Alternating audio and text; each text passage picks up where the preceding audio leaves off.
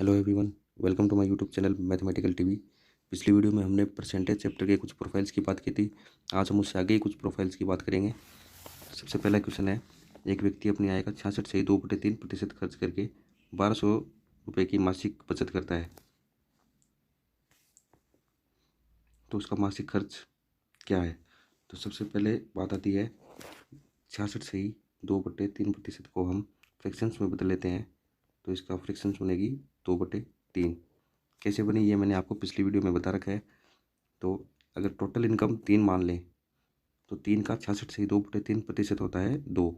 तो इसने क्वेश्चन में बोला है कि 66 से 2/3% खर्च करके 1200 रुपये की मासिक बचत करता है।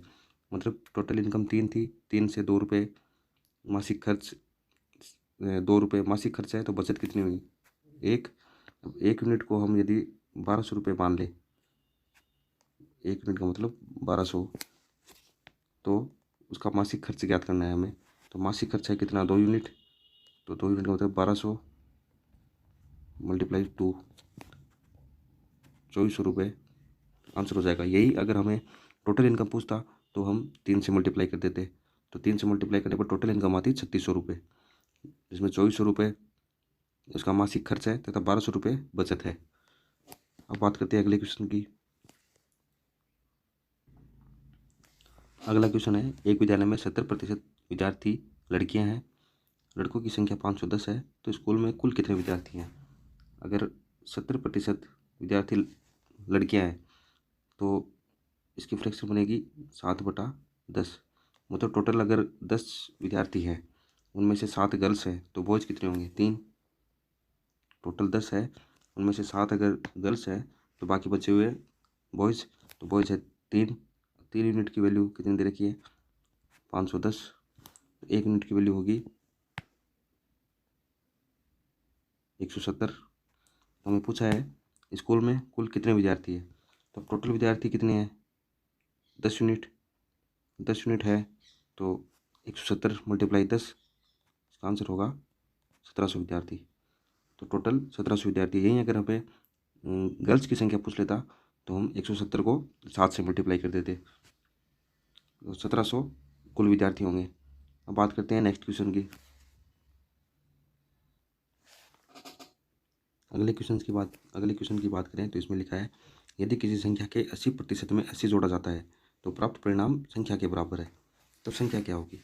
तो सबसे पहले 80% को हम फ्रैक्शंस में बदलते हैं, तो 4/5, 4 यूनिट और 5 यूनिट। तो इसमें लिखा है कि 80% में 80 जोड़ा जाता है, मतलब 5 का 80% है 4 यूनिट। तो हम 4 यूनिट में अगर 80 जोड़ दें तो संख्या आएगी, वो परिणाम जो आएगा वो संख्या के बराबर है, मतलब 5 यूनिट। अब 5 अगर इसका पक्षांतरण करें तो 1 यूनिट की वैल्यू निकल कर आएगी 80। 1 यूनिट की वैल्यू अगर 80 है तो संख्या क्या होगी, तो 80 मल्टीप्लाई 5 यूनिट, तो संख्या हो जाएगी 400। क्योंकि 1 यूनिट की वैल्यू 80 आ गई, तो हमें 5 यूनिट की वैल्यू निकालनी, क्योंकि अपनी जो संख्या है वो 5 यूनिट है, तो 5 यूनिट से मल्टीप्लाई करेंगे 80 को, तो 400 हमारा आंसर आ जाएगा। जो रियल वैल्यू है वो होगी 400। अगला क्वेश्चन है, किसी संख्या के 60% में 60 घटाने पर परिणाम 60 आता है, तो संख्या क्या होगी। यही पहले वाले क्वेश्चन की तरह ही है।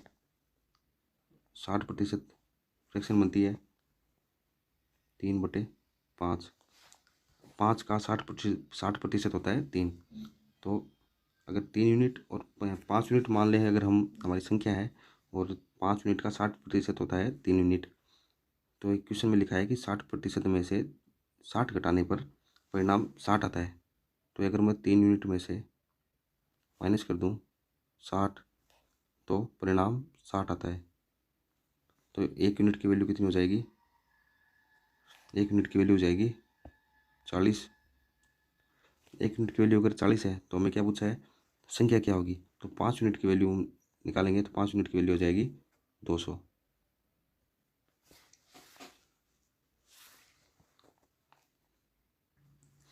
अगले क्वेश्चन की बात करें तो इसमें लिखा है किसी संख्या का 18% 75 के 12% के बराबर होगा। किस संख्या का 18% 75 के 12% के बराबर होगा। तो ऐसे में हम अगर x मान लें उस संख्या को, तो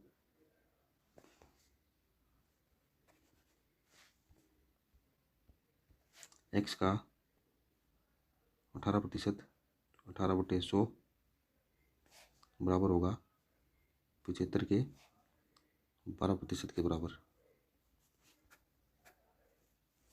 यहाँ 100 से 100 कैंसिल आउट होगा, तो हमारा फाइनल आंसर आ जाएगा 18 50।